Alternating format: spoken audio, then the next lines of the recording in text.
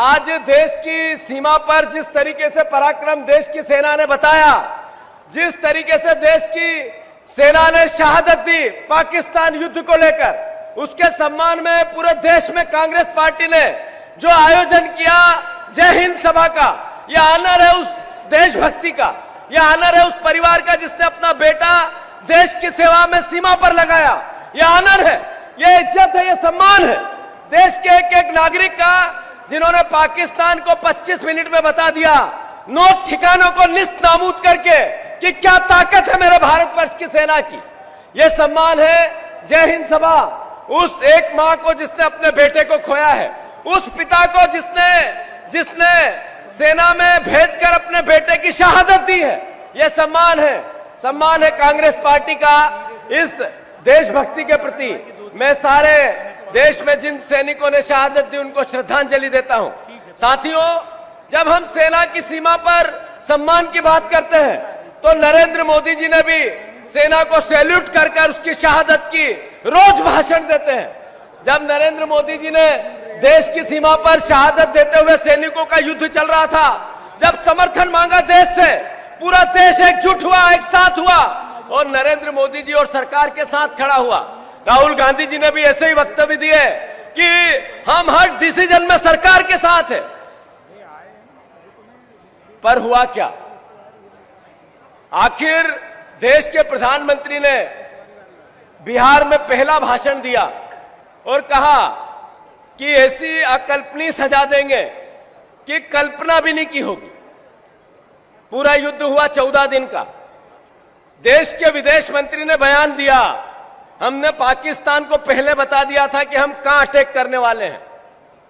देश साथ हुआ था नरेंद्र मोदी के इसलिए कि हम तो पाकिस्तान ने जो कब्जा कर रखा है कश्मीर को, उसको लेंगे। हमने देश ने साथ दिया इसलिए कि आप लाहौर में घुसोगे और सेना को पाकिस्तान के घुटने के बल लेके आओगे। राजनीतिक इच्छा शक्ति क्यों नहीं थी मोदी जी आपकी?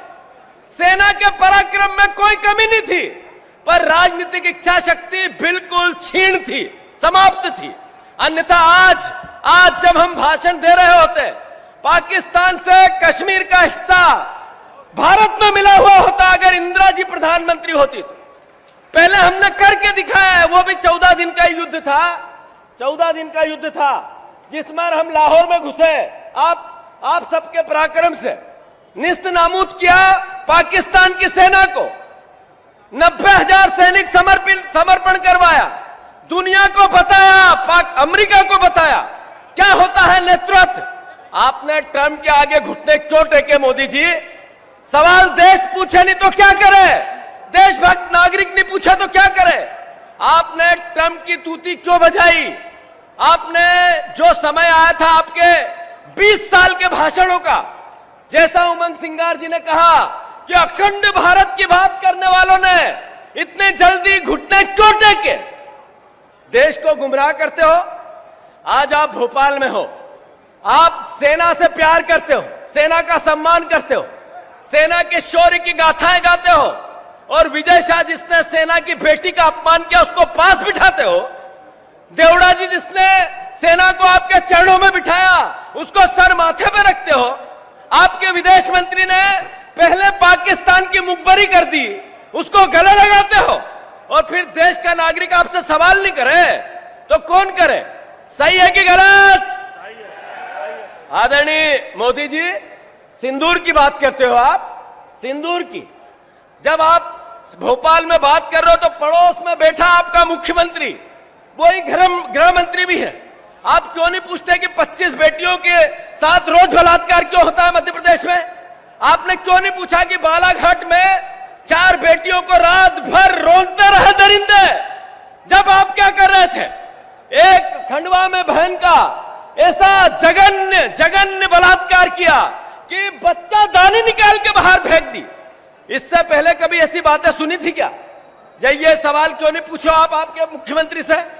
नरेंद्र मोदी जी, आपको बताना होगा कि 3000 का आपका मोदी गारंटी थी। इन्हीं सिंदूर के रक्षक जिनकी करना चाहते हो, उन्हीं को आपने गारंटी दी थी।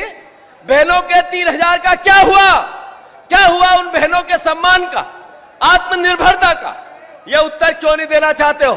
हमें फक्र है कि हमारे नेता राहुल गांधी हैं, जिन्होंने देश को जातिगत जनगणना के माध्यम से बताया कि हमें गरीबी के खिलाफ युद्ध लड़ना है।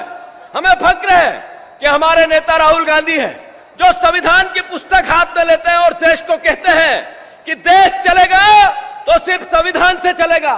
उन्होंने देश को, बाबा साहब अंबेडकर के सपने को, सारे स्वतंत्रता संग्राम सेनानियों के सपने को साकार करने के लिए संविधान से फिर लोगों को जोड़ा। ये राहुल गांधी जी ने कर दिखाया। हमें फक्र है 3 तारीख को वो आ रहे हैं भोपाल। राहुल गांधी जी 3 तारीख को भोपाल आ रहे हैं। उद्देश्य क्या है? उद्देश्य है संगठन को ताकत देने के लिए, संगठन को मजबूत करने के लिए, संगठन मजबूती के संकल्प के लिए, संगठन का सृजन करने के लिए सब कांग्रेस के परिवारजनों से बात करेंगे। हमें अपनी ताकत बढ़ानी पड़ेगी। हमारा संगठन की ताकत नीचे तक जाएगी, तभी हम विपक्षी भूमिका निभा पाएंगे। मैं सब परिवार के लोगों से आग्रह करता हूं, हम अपना मस्तिष्क कटा लेंगे देश के, सेना के और देश की सीमा के सम्मान के लिए, भारत माता के लिए अपने प्राण न्यौछावर कर देंगे। पर मोदी से सवाल करेंगे, क्योंकि लोकतंत्र को भी मजबूत रखना हमारा दायित्व है। लोकतंत्र को ताकत देना भी विपक्ष का दायित्व है। लोकतंत्र की धुरी सवाल पूछने की है। मोदी जी, आपको बताना पड़ेगा कि विजय शाह से आपने गलती की या नहीं की। अगर गलती की तो हटाओ, अन्यथा उसका नागरिक अभिनंदन करो। अगर देवड़ा ने गलती की तो हटाओ, अन्यथा उनका नागरिक अभिनंदन करो। आपने 2 तरीके से कैसे गुमराह कर सकते हो आप देश को? एक तरफ आपके मंत्री अपमान करते हैं और दूसरी तरफ आप सेना के सम्मान की बात करते हैं। 2 बात एक साथ नहीं चल सकती है। साथियों, अंत में मैं इतना कहना चाहता हूं कि जो जातिगत जनगणना है, यह देश की दिशा बदलने वाली है। और जातिगत जनगणना का नायक अगर कोई है तो वह राहुल गांधी है। मैं आप सबसे आग्रह करता हूं, 3 तारीख को राहुल गांधी जी भोपाल आ रहे हैं। बहुत ताकत से मध्य प्रदेश की जनता उनका सत्कार करे, स्वागत करे, पलकों से फूल बिछा दे उनके लिए। क्योंकि गरीब की लड़ाई लड़ना जातिगत जनगणना के माध्यम से अगर दिशा दी इस मोदी जी को भी, तो राहुल गांधी जी ने दी है।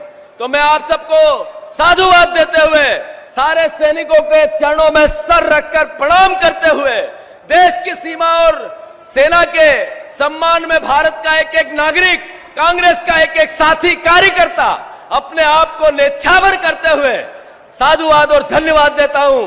फिर से एक बार भारत माता की धन्यवाद।